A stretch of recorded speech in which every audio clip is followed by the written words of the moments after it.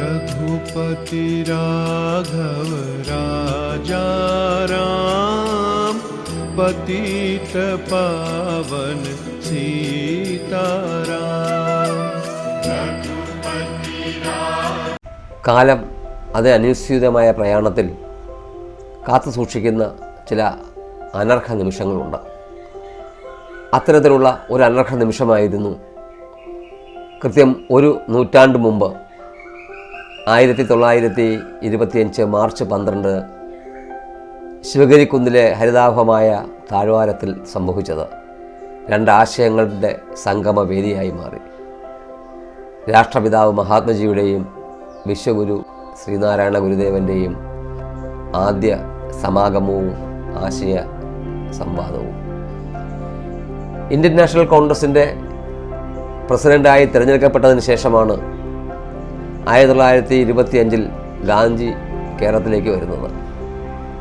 March മാസം 8 മുതൽ 19 നീണ്ടുനിന്ന ദീർഘമായ ഒരു കേരള പര്യടനം. ആ പര്യടനത്തിലാണ് ഐതിഹാസികമായ വൈക്കം സത്യാഗ്രഹ ഭൂമിയിൽ നിന്ന് ഗാന്ധിജി കൊല്ലം വഴി ഗുരുദേവനെ സന്ദർശിക്കുവാനായി ശിവഗിരിയിലെത്തിയത്. അതിനും 4 വർഷങ്ങൾക്ക് മുമ്പ് 1921 നാഗർകോവിൽ വെച്ച് നടന്ന ഒരു കോൺഗ്രസ് സമ്മേളനത്തിൽ വെച്ച് ഗുരുദേവൻ്റെ പ്രിയ ശിഷ്യന്മാരിൽ ഒരാളായ മാധവനാണ് ആദ്യമായി ഗുരുദേവ ദർശനങ്ങളെക്കുറിച്ച്, അദ്ദേഹത്തിൻ്റെ പ്രവർത്തന രീതികളെക്കുറിച്ചൊക്കെ ഗാന്ധിയെ ധരിപ്പിക്കുന്നത്. ഗാന്ധി അതിൽ ആളുടെ ആകർഷണനായി. സ്വാഭാവികമായിട്ടും അന്നു മുതൽക്കേ ഗാന്ധിജി ശ്രീനാരായണ ഗുരുവിനെ കാണണമെന്ന് ആഗ്രഹമുണ്ടായിരുന്നു. അതിൻ്റെ ഭാഗമായിട്ട് തന്നെയാണ് അദ്ദേഹം തൻ്റെ പ്രിയ ശിഷ്യനായ വിനോബാജിയെ ശിവഗിരിയിലേക്ക് അയച്ചത്. വിനോബാജി ശിവഗിരി സന്ദർശിച്ച ശേഷം ഗാന്ധി കൊടുത്ത ഒരു അഭിപ്രായം, ഇന്ന് ലോകത്ത് ജീവിച്ചിരിക്കുന്നതിൽ ഏറ്റവും ശ്രേഷ്ഠനായ സന്യാസി വര്യനാണ് ഗുരുദേവനെന്നാണ്. ഇതെല്ലാം അത്തരം കാര്യങ്ങളൊക്കെ മനസ്സിലാക്കിയതിന് ശേഷമാണ് ഗാന്ധിജി ശിവഗിരിയിലെത്തുന്നത്. മാർച്ച് മാസം 8 വൈകുന്നേരം ഗാന്ധിജിക്കൊപ്പം മഹാദേവ ദേശായി, സി രാജഗോപാലാചാരി, EV രാമസ്വാമി നായ്ക്കർ, അദ്ദേഹത്തിൻ്റെ മകനായ ദേവദാസ് ഗാന്ധി അടക്കമുള്ള ഒരു വലിയ സംഘമാണ് ശിവഗിരിയിലെത്തുന്നത്. ശിവഗിരിയിലേക്ക് അവർ ആ സംഘം എത്തുമ്പോൾ ഗുരുദേവനും ശിഷ്യന്മാരും അടക്കമുള്ളവർ അവരെ സ്വീകരിക്കാനായി കാത്തു നിൽക്കുകയായിരുന്നു. അന്ന് വനജാക്ഷി മന്ദിരം എന്നറിയപ്പെടുന്ന ഒരു മന്ദിരം, ഇന്നത് ഗാന്ധി ആശ്രമം എന്ന പേരിലാണ് അറിയപ്പെടുന്നത്. ആ മന്ദിരത്തിൽ ചുറ്റും വെള്ള മണൽ വിരിച്ച് അവിടെ ഇരിപ്പിടങ്ങളിൽ ഖാദി തുണി വിരിച്ച് വളരെ പവിത്രമായ ഒരു സംഗമവേദിയാക്കിയ ആ സ്ഥലം മാറ്റിയിരുന്നു. ഗാന്ധിജിയും ഗുരുദേവനുമായി ദീർഘമായ സംഭാഷണം നടത്തി. സംഭാഷണം ആരംഭിക്കുമ്പോൾ ഗാന്ധിജി ഗുരുദേവനോട് ചോദിച്ചു അത്രേ, അങ്ങയ്ക്ക് ഇംഗ്ലീഷ് അറിയുമോ എന്ന്. ഒരു സന്യാസി വര്യനായ ഗുരുദേവൻ ഗാന്ധിജിയോട് മറുപടിയായി ചോദിച്ചു, അങ്ങയ്ക്ക് സംസ്കൃതം അറിയുമെന്ന്. രണ്ടുപേരുടെയും നിറഞ്ഞ ചിരിയായിരുന്നു മറുപടി. അപ്പോഴാണ് പ്രശസ്ത അഭിഭാഷകനായ, പിന്നീട് കോട്ടയം ജില്ലാ ജഡ്ജിയൊക്കെയായ N. കുമാരൻ വക്കീലിൻ്റെ നിയോഗം. അദ്ദേഹമായിരുന്നു ഈ ആശയ സംഗമ വേദിയിലെ ദ്വിഭാഷിയായി പ്രവർത്തിച്ചത്. വിശദമായ ചർച്ച അവർ തമ്മിൽ നടന്നു. അയിത്തോച്ചാടനത്തെക്കുറിച്ച്, വൈക്കം സത്യാഗ്രഹത്തെക്കുറിച്ച്, സഞ്ചാര സ്വാതന്ത്ര്യത്തെക്കുറിച്ച്, മതപരിവർത്തനത്തെക്കുറിച്ചൊക്കെ വിശദമായി ചർച്ച ചെയ്തു. ആ ചർച്ചയ്ക്ക് ഇടയ്ക്ക് പുറത്തു നിൽക്കുന്ന വലിയ ഒരു മാവ് ചൂണ്ടിക്കാട്ടി ഗാന്ധിജി ഗുരുദേവനോട് പറഞ്ഞു, ഈ മഹാവൃക്ഷത്തിൻ്റെ ശാഖകളും ഉപശാഖകളും ചില്ലകളും ഇലകളുമൊക്കെ വ്യത്യസ്തമാണല്ലോ, അത് പ്രകൃതിയുടെ ഒരു നിയോഗമല്ലേ? ആ പ്രകൃതി തന്നെയല്ലേ വ്യത്യസ്ത ജനുസിൽപ്പെട്ട, വ്യത്യസ്ത ജാതിയിൽപ്പെട്ട, വ്യത്യസ്ത മതങ്ങളിൽപ്പെട്ട മനുഷ്യരെ സൃഷ്ടിക്കുന്നത്? പിന്നെ എങ്ങനെ അവരെല്ലാം ഒന്നാകുമെന്ന് കരുതാൻ കഴിയും?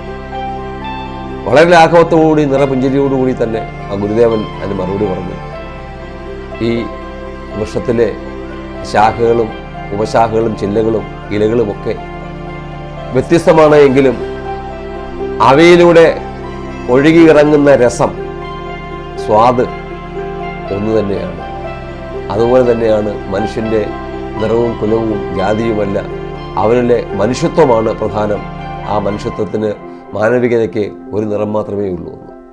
യഥാർത്ഥത്തിൽ വർണ്ണാശ്രമധർമ്മങ്ങളിൽ വിശ്വസിച്ചിരുന്ന, ജാതീയമായ വേർതിരിവുകൾ പ്രകൃതിജന്യമാണ് എന്ന് വിശ്വസിച്ച ഗാന്ധിജിയിൽ വലിയൊരു മാറ്റമാണ് ആ ഒരു ജാതി ഒരു മതം ഒരു ദൈവം എന്ന ഗുരുദേവ സന്ദേശം വരുത്തിയത്.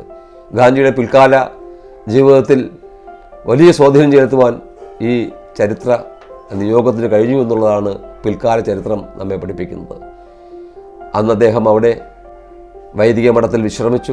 പിറ്റേ ദിവസം രാവിലെ 13-ാം തീയതി രാവിലെ വീണ്ടും ഗുരുദേവനും ഗാന്ധിയുമായി ചർച്ചയുണ്ടായിരുന്നു.